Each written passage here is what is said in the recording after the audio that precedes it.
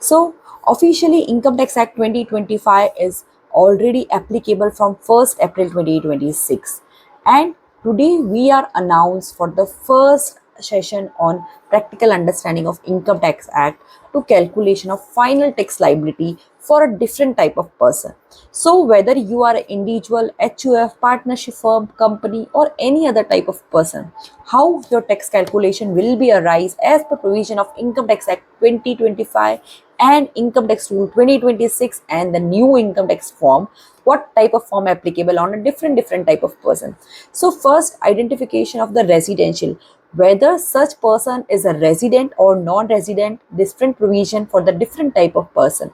Second thing, we have to check the type of income, different heads of income, different calculation for each head of income in the Income Tax Act 2025 perspective. And the next part is a clubbing provisions and aggregation of income provisions like unexplained income, how to be calculation in Income Tax Act 2025 perspective in different type of person. And also we can see the set off and carry forward provision for the new tax regime versus old tax regime.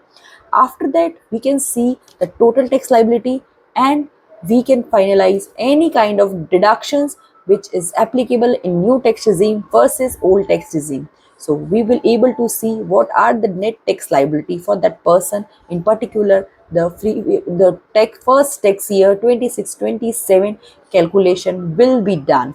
And we have to be see also the advanced tax provision and TDS provisions, and what are the tax liability as a self assessment tax. Then we find when the person is finalized of different type of person.